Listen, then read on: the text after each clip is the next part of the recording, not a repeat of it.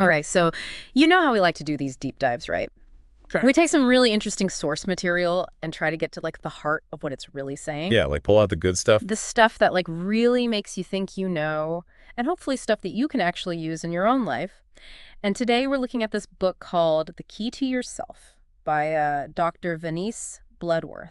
Oh, yeah, I've heard of this one. It's been around for a while, has It that? has, yeah. Like first published back in 1952 and then kept getting updated, all the way to 1974. So Wow, so it's like it must have some pretty timeless ideas then if it's been popular for that long. that's what we're hoping to find out. And especially for our listeners who are, really into whys, those big topics like wellness and integration and synergy. And empowerment, right? Exactly, empowerment. So, like, our mission today is to really pull out those core ideas from the book that can help people actually make changes in their lives. Get more of that wellness, get more of that feeling of being like whole and integrated, and then how to use that to get things done and, feel more powerful in their lives. Sounds like a plan. So, let's dive in. So, right off the bat, this book is all about how powerful our thoughts are. Like, it straight up says, thinking is the true business of life. Thinkers rule the world. Wow, that's pretty bold. So it's like saying that our thoughts are actually creating our reality. Pretty much, yeah. Yeah. It's like our mental habits aren't just, background noise. They're actually shaping our experiences, whether it's our health or our relationships or, even just how much money we make. So it's kind of like looking at the world as a reflection of what's going on inside of us. Exactly. If you're not happy with something in your life, the book is saying, look inside yourself first. That's where the real change needs to happen. Makes sense. But how does that actually work? Like, how do thoughts become things? Well, the book explains that thoughts are a creative force. It calls it the law of mind. And it basically means that thoughts start this whole chain reaction that eventually shows up in our physical reality. Okay, I think I'm starting to get it. So if we're constantly thinking negative thoughts, Then we're going to experience more negativity in our lives, right? all right, But the flip side of that is if we start focusing on positive thoughts and beliefs, so when we can start creating more of what we want. yes. And this is where the subconscious mind comes in. Oh, yeah, subconscious. That's always a bit mysterious. I know, right? But the book describes it as this direct connection to like a universal creative power. It's there for all of us, and it's connected to everything in the universe. So it's like we all have this incredible potential just waiting to be tapped into. Exactly. But here's the catch. The subconscious doesn't question anything. It just accepts whatever we feed it from our conscious mind. So if we're constantly doubting ourselves or thinking negative thoughts, The subconscious is going to take that and run with it. It's going to create more of that in our lives. So it really highlights how important it is to be mindful of our thoughts. Like, what are we consciously choosing to focus on? yeah, because ultimately our conscious mind is the gatekeeper. It decides what gets through to the subconscious and what gets turned away. Mhm. So by controlling our thoughts, we can actually start to control our reality and create a life that's more in alignment with what we really want. That's powerful stuff. But it sounds like it takes a lot of, awareness and discipline. It does, yeah. And that's where the book goes next. It talks about the importance of cultivating consciousness, practicing concentration, and getting in touch with what it calls the silence. The silence. What's that all about? It's basically this practice of creating stillness, both physically and mentally. Like taking time to quiet your mind and tune out all the distractions of the outside world. It's kind of like meditation. Yeah, exactly. It's about creating a space where you can actually hear your own thoughts and start to direct them consciously. But isn't that really hard? Like, our minds are always racing with thoughts. I know it's not easy. The book even makes this point that there's a big difference between knowing something intellectually and actually integrating it into your consciousness. Like you might know all the steps to bake a cake, but until you actually do it a few times, it doesn't really become part of you. So it's like we need to practice these principles consistently for them to really sink in and make a difference in our lives. Exactly. And one of the first steps the book suggests is gaining control over our physical body through relaxation exercises. Because when our body is tense and stressed out, It's hard to calm the mind, right? totally. So by learning to relax our muscles and just be still physically, we create a more peaceful environment for the mind to follow. I like that. So it's like taking a holistic approach. Yeah. And then once you've got that physical stillness, it's easier to start working on that mental discipline. Learning to choose a specific thought and really focus on it, bringing your attention back when it wanders. It's basically mental training. So it's like building those mental muscles. Exactly. And the book says that the more you practice this, the better you get at it. You eventually reach a point where you have so much control over your thoughts that you can literally decree a thing and it will be established unto you. Wow, that's a powerful image. Like you become so aligned with the universal creative power that your thoughts manifest almost effortlessly. It's pretty amazing, right? And that brings us to the next big idea from the book, the power of ideas, affirmations, and what it calls sowing the seed. Okay, sowing the seed. I'm intrigued. So remember how we were talking about how mind is reality? Yeah, like our thoughts are creating our experiences. Right. Well, the book goes even deeper and says that everything we experience first starts as an idea. And get this, the most original and powerful ideas come from our subconscious mind. So it's like our subconscious is this wellspring of creativity. Totally. And it's connected to this universal source of creativity, so the possibilities are endless. The book literally says everything is first an idea. That's mind-blowing. So it's like before anything shows up in our lives, it exists as a pure potential in the realm of ideas. Exactly. And that's where affirmations come in. Okay, so how do affirmations work? Well, the book describes them as these statements that we consciously repeat to ourselves over and over again. And by doing that, we're basically planting those ideas as seeds in our subconscious mind. So it's like we're programming our subconscious to create specific outcomes. Exactly. And the key is to be really intentional with our affirmations. Like focus on what we want to create rather than what we don't want. Because what we focus on expands. Right. Exactly. And that's where the principle of attracts like comes in. The book says that whatever we hold in our mind, whatever we give our attention to is what we're going to attract into our lives. So if we want to be healthy and successful, we need to focus on thoughts of health and success. Exactly. And it's not just about thinking positive thoughts once in a while. It's about cultivating a positive mindset as a way of life. Like making it a habit to focus on the good, to look for the good in every situation. So it's like we're creating a fertile ground for those seeds to grow. Yes. And just like in a garden, you reap what you sow. So if we're constantly planting seeds of negativity and doubt, we're going to harvest a life that's full of negativity and doubt. But if we plant seeds of love and joy and abundance, then that's what we're going to experience in our lives. Exactly. And to make those seeds even more powerful, the book introduces the idea of using our imagination to create mental pictures of what we want. Oh, I love that. Visualization is so powerful. It is, right. The book calls it a divine gift, and it basically says that we can use our imagination to build anything we want in our minds. So if we can see it and feel it in our minds, it's more likely to manifest in our reality. Exactly. It's like we're giving our subconscious a clear blueprint to work with. And the book takes it even further and says that everything we possess in life first started as an idea in our consciousness. So if we want something like a new house or a fulfilling career, we need to build it in our minds first. Exactly. And we need to do it with feeling, like really imagine what it would feel like to live in that house or to have that dream job. So it's not just about picturing it in our heads, it's about feeling it in our hearts. Exactly. And that brings in the element of faith. The book describes faith as the substance of things hoped for, the evidence of things unseen. So we need to believe that what we want is possible, even if we can't see it yet. It's like trusting the process, trusting that the universe is working behind the scenes to bring our desires into fruition. And not letting those external appearances discourage us. Even if things aren't going the way we want them to, we need to keep that faith and keep that vision alive in our minds. There's that story in the book about the wishing gate, right? Oh, yeah. The little boy who spends his whole life searching for happiness, only to find out that it was right there in his own backyard all along. Exactly. It's a powerful reminder that what we're seeking is often closer than we think. It might just require a shift in perspective. Love that story.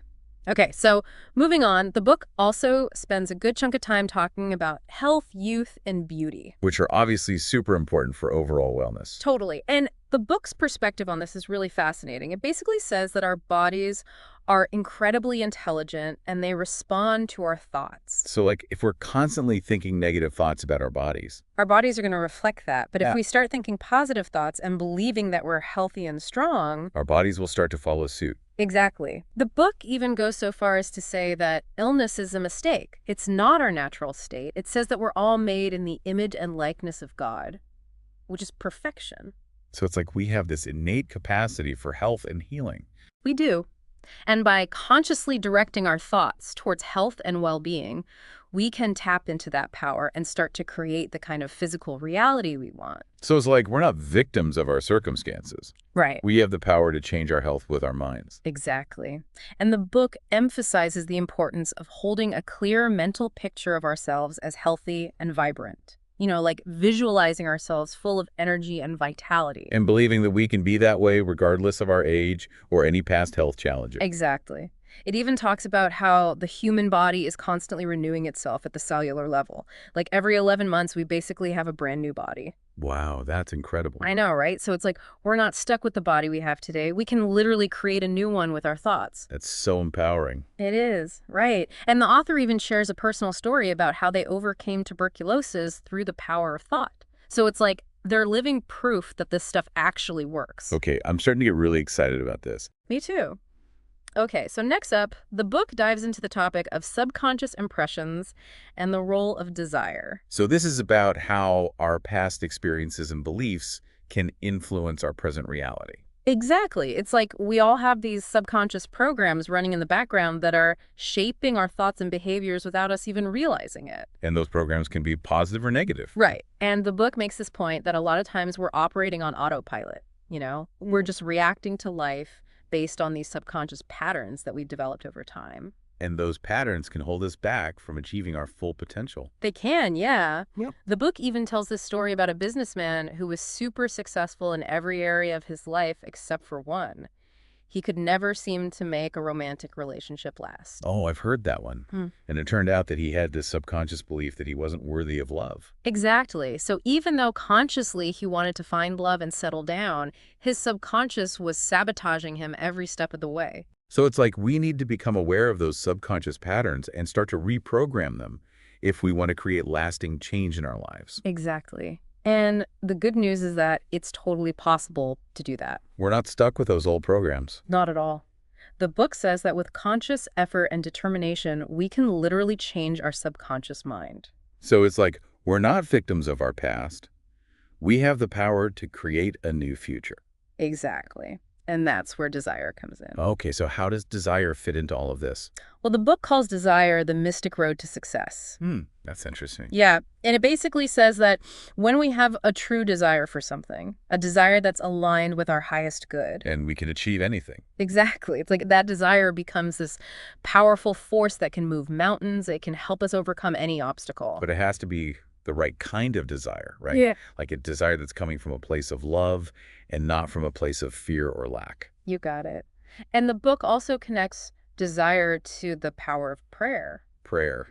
How does that work? Well, the book explains that when we pray with earnestness, when we really feel that desire in our hearts and we believe that it's possible. We're basically creating a mental image of what we want and sending it out to the universe. Exactly. And when we do that with faith and conviction, the universe responds. So it's like we're co-creating with the universe. Yes. And the book emphasizes that the key is to focus on one desire at a time. Like really pour all of our energy and attention into that one thing that we want to manifest. And to believe with all our hearts that it's already on its way. Exactly. It's like holding that vision with unwavering faith. Okay, so the next big topic the book tackles is the power of habit and the importance of cultivating what it calls the plenty consciousness. Okay, the plenty consciousness. That sounds pretty abundant. It is. So basically, the book says that our lives are a reflection of our habits. Those thoughts and behaviors that we repeat day after day. So if we want to change our lives, We need to change our habits. makes sense. But how do we do that? Like, how do we break those old patterns and create new ones that serve us better? Well, the book gives us this great quote to think about. So a thought, reap an action, reap a habit, reap a character, reap a destiny. Wow, that's deep. It is, right. So it's saying that everything starts with a thought.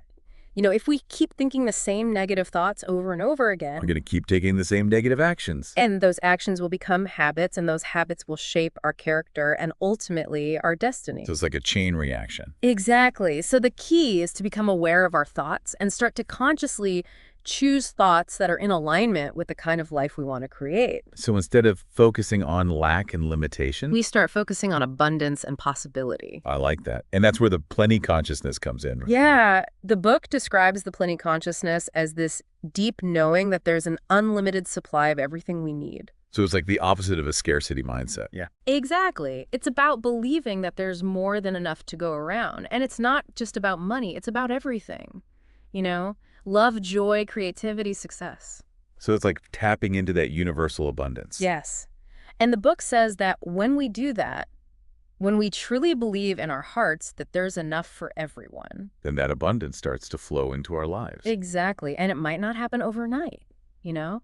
But the more we cultivate that plenty consciousness, the more we open ourselves up to receiving all the good that the universe has to offer. So it's like we're shifting our vibration from a place of lack to a place of abundance. Exactly.